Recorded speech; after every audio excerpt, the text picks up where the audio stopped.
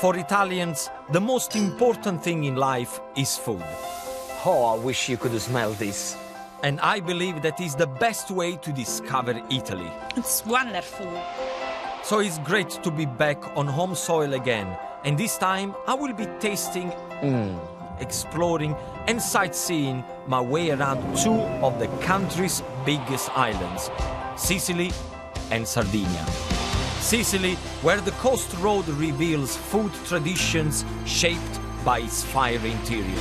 And Sardinia, where the locals use the sea and the mountains to produce delicious dishes made from simple ingredients.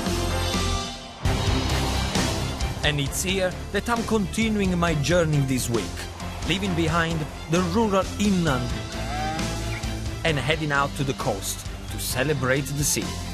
Look at that. I want to discover how the Sardinians use their surrounding waters to catch, cook, and create delicious dishes. So, join me. This is my Italian escape.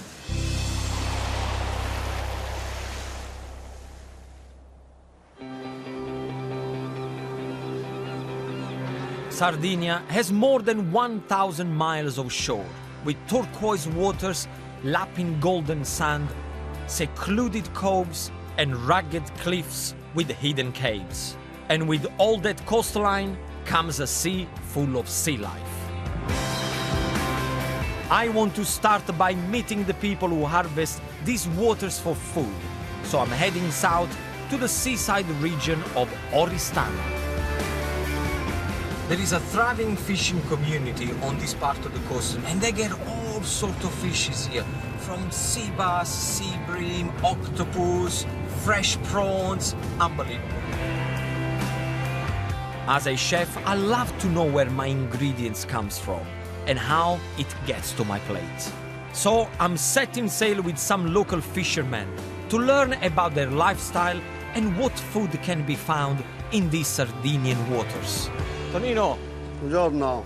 come stai, bello? Bene, bene. Tutto bene? Sì, tutto Posso? bene. Prego. Tonino Secchi has fished here all his life. Having learned the trade from his grandfather, today he keeps it in the family, fishing with his son Roberto. Once the nets were cast, I was able to corner the captain for a quick chat. Non essendoci fabbriche, quindi un'attività prevalente. È normale Certo, che prevale qui.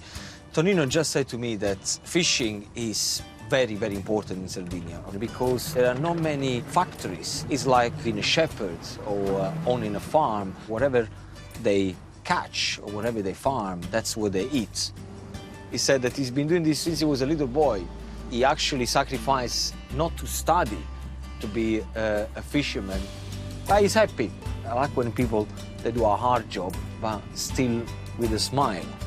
Tonino, che tipo di pesce si prende normalmente da queste parti? Ma questo mare è abbastanza ricco, anche perché soprattutto questa costa che è la costa. Tonino went on to explain that here in Sardinia they are blessed with a huge variety of fish, thanks to a combination of the water being rich in oxygen from northwesterly winds, plus a very deep seabed. It's deep enough for to get all sorts of fishes, you know, octopus, lobster. He said whatever you can think of is around here. Quindi il metodo che usi per pescare, quali sono le reti? Qual è? Sì, usiamo un po' di attrezzatura. To catch their fish, Tonino still uses traditional fishing methods, such as casting and leaving nets for 24 hours, then returning to pull in their hole and sell directly to restaurants and markets. With so much amazing seafood to choose between, I wondered what his favorite catch was. La costa sono 50-60 euro, quindi. Quella è la mia preferita, la mia preferita. He's like me, he said my favorite fish is lobster. Number one, because you can sell it for much more money, but then you get a good flavor. Due linguini all'aragosta, certo, aragosta certo. with pasta. I like the capital.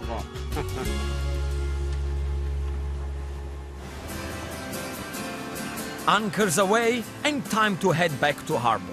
It's been great to see firsthand how Sardinian seafood is caught. So, to remember my trip, I want a picture with the most popular one on the boat. Okay, Bella? Okay, smile.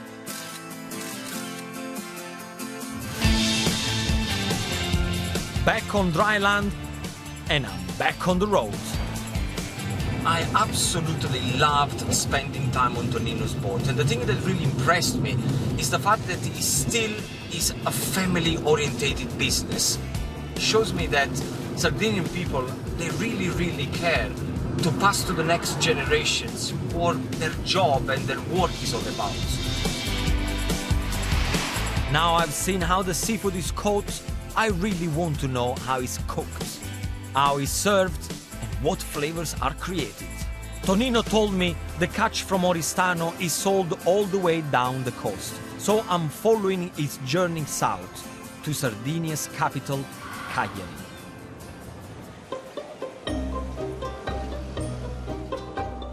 This ancient portside city dates back to pre-Roman times and is an interesting mix of cobbled streets and grand buildings.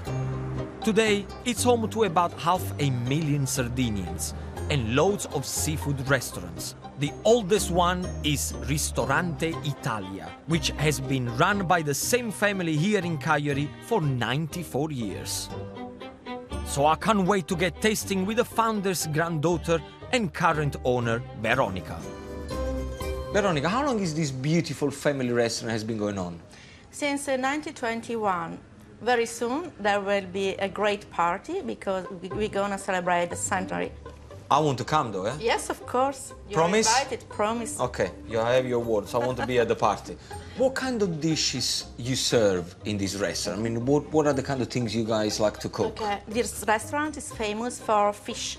Sea bass, groupers and lobsters, shrimps, every kind of fish. I absolutely adore fish. You know, I come from the south of Italy, Napoli. Yes. Everything is about fish. So what are the typical fish dish that you guys prepare? We go shrimps and zucchini, fried. Crispy fish and croquettes, I think is a fantastic combination. Yes, it is really good. Can you make this one with zucchini flour? Yes, of course. You can do it. Yes. Nice. Wow. What about Yes. this one here? What's this black thing here? This one is called in Sardinian burrida and it's dogfish. Burrida. Burrida, yes. So how do you make this? It is made with dogfish liver, walnuts, vinegar and oil. Wow. I never had dogfish before. Never ever. It is really good. Nice, meaty white fish, like monkfish. Yes. And I love the contrast between the vinegar and the walnut. Yes. It works really well. Yes, it has got a strong flavor. I love it. Yes, yes. Meeting Veronica has given me a real taste of the Cagliari way of cooking seafood, especially the interesting textures and flavors they coat the fish in. So I'm feeling inspired to find some local seafood to cook myself. If you want to see more fishes, go to San Benedetto Market. San Benedetto Market. Sì. That's where I need to go. Yes, the fish is really fresh. Bravo. For me, that was fish heaven. But as Veronica said, if I want to get the best fish around here, I have to go to San Benedetto Market. So tomorrow morning, early starts.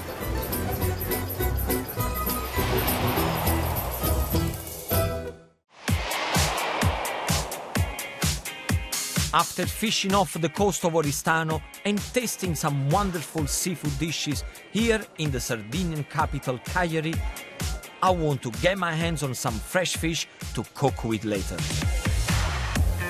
San Benedetto Market is the largest covered market in Italy and one of the largest in Europe. Established back in 1957, it has over 300 stalls and is 8,000 square meters of fresh fruit and veg. Locally made cheeses, bread of every variety, and a huge selection of meat.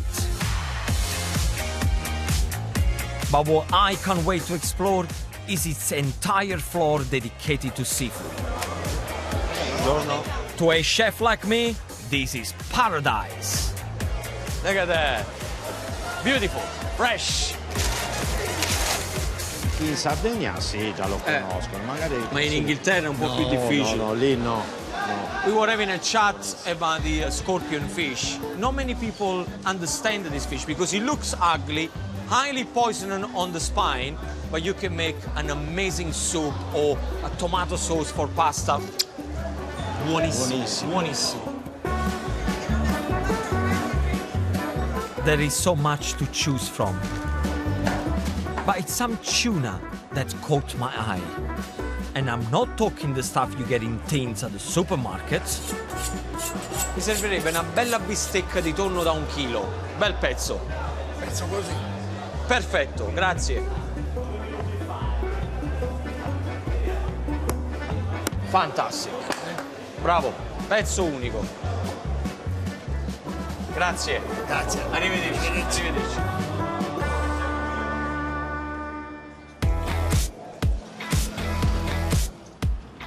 I got my piece of tuna and I'm gonna cook it on a very special location.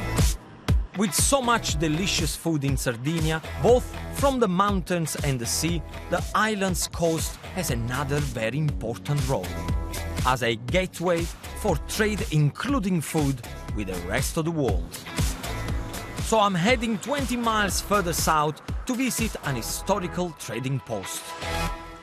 It's one of the most significant archaeological sites in Italy, Nora. These ancient ruins are not just a little old. They are over 2,600 years old. Over the years, Nora has been home to the Phoenicians, Carthaginians, and the Romans, each leaving important traces of their history behind. Gli edifici pubblici, le case. Archaeologist Ignazio has been excavating on this site for the past 18 years. And I really want to hear what they've discovered. Dentro anche i mosaici e tanti materiali importanti. See, Ignazio just said that it's very important to understand that what they found here is a whole city. And like in every city where you find, you have buildings, a lot of building materials, a lot of fantastic mosaics, and everything that you would find on everyday life in a city. Perché Nora si trova nella parte più vicina all'Africa. But it's the position of this city which made it key when it came to trading products such as fish oil, meat and wine. As Nora sits on the closest area of Sardinia to Africa and at the heart of the Mediterranean shipping routes. Romana per I traffici, per I commerci. And he said that strategically it was very important because then they could trade with all the other cities in the Mediterranean and the Atlantic, which was very, very important for the Roman Empire. The archaeologists are uncovering more and more every day, and not only on land. Its surrounding seabed is littered with shipwrecks from the Roman trading days, filled with history telling us how produce was moved around all those years ago. And the Romans shipped their goods in large ceramic vessels called amphoras. The amphoras they used to use in the old days to transport anything from fish, olive oil, meat, and he actually just said that he's going to show me one straight away. Andiamo nel video, dai. So I'm trading my flip-flops for feints and joining Ignazio's diving team to hunt for some history.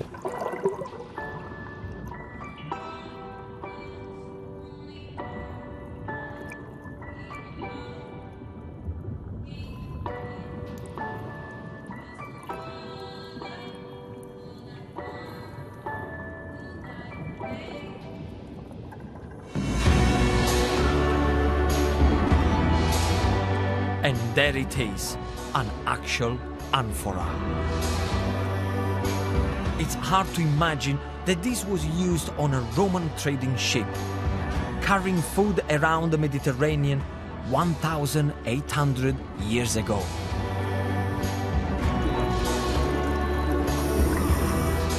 I feel so privileged to witness the team making this discovery. Unbelievable. I've seen living history in the mountain, and now I've touched history.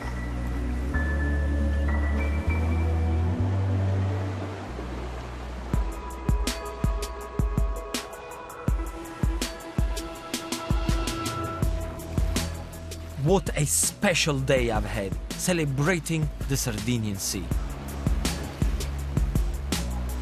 So, to top it off, I want to cook that succulent tuna steak from San Benedetto Market. And, inspired by Veronica's dishes, give it a crispy textured crust and a punchy tomato and olive sauce. Guys, where do we start? With the sauce. I'm going to show you a beautiful sauce, very quick. It will take you probably about 3 or 4 minutes to prepare. It's going to give a beautiful kick to the tuna. So, switch on your frying pan and start to pour in a little bit of extra virgin olive oil. Like that. In the oil, straight in goes sliced garlic. Not too thin, because if you slice it too thin, it will burn quickly and then it becomes bitter, okay? The only thing that you have to do is to wait for a little sizzle of oil around the garlic. It's sizzling to perfection. The next step is large plum tomatoes. And what you have to do, you cut them in half, then you cut them in half again, and scoop out the pulp. So the only thing that you want is this. You want a little bit of the flesh and nothing more. For 4 people, I would probably use 4 or 5, up to you. Okay, so I'm happy. Tomatoes straight into the oil with the garlic. Add 100 grams of pitted green olives, then season. Garlic and tomato with the saltiness of the olives makes a zingy combination.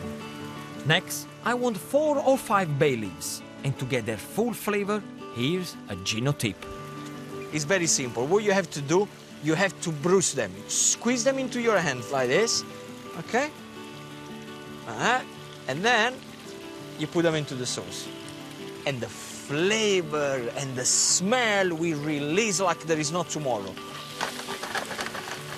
That's it. Now, the last thing I'm going to add, white wine vinegar. The acidity is going to give me a fantastic kick to the tuna. Mix everything together, like this. The job is done. Switch it off and allow the sauce to rest for about 5 minutes, which is going to give you enough time to cook the tuna. Bang, put the both things together.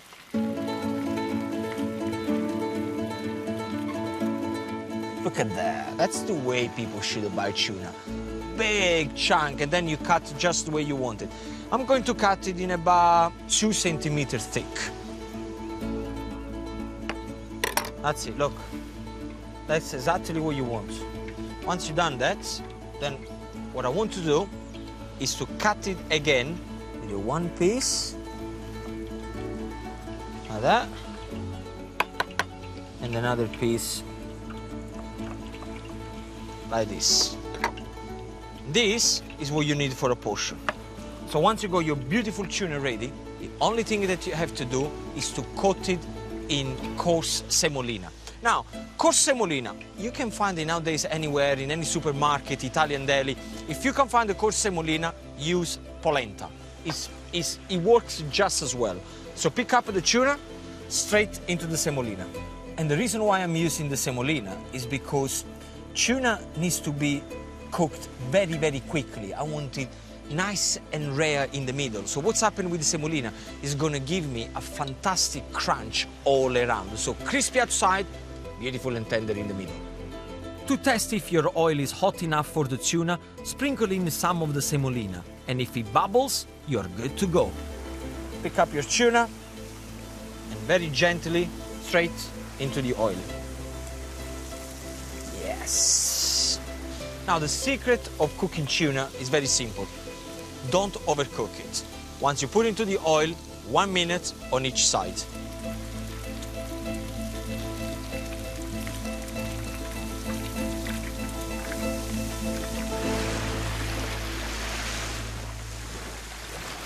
Two minutes are gone. Switch off your pan, because what I'm going to do is to lift my tuna up and go straight onto the little bit of kitchen paper, so any excess oil is going to be drained out straight away. This is exactly what I wanted. Crispy outside, nice and tender in the middle. Okay, let's put the dish together. And the first thing you do, you put your tuna in the middle like that. Now, just put the sauce all around.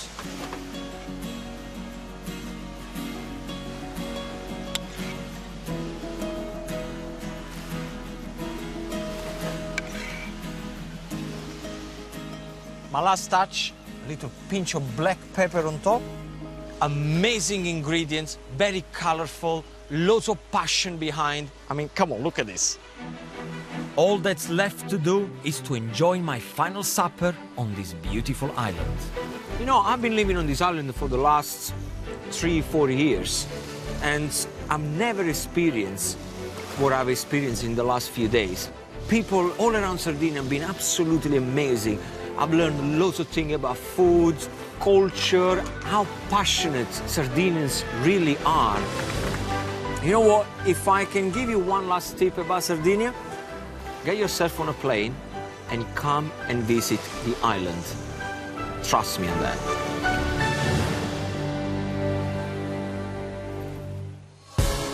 Next time, I'm heading across the water to the island of Sicily for an unexpected street food experience. Something is happening and they're shouting, police, police, police. Drink the local tipple in Marsala And the tasting began. and meet the man who stood up to the mafia. You and your family, were you scared? So, Arrivederci Sardegna. Ciao Sicilia. You can find all Gino's delicious recipes and more in his accompanying book, Gino's Islands in the Sun, out now from all good retailers.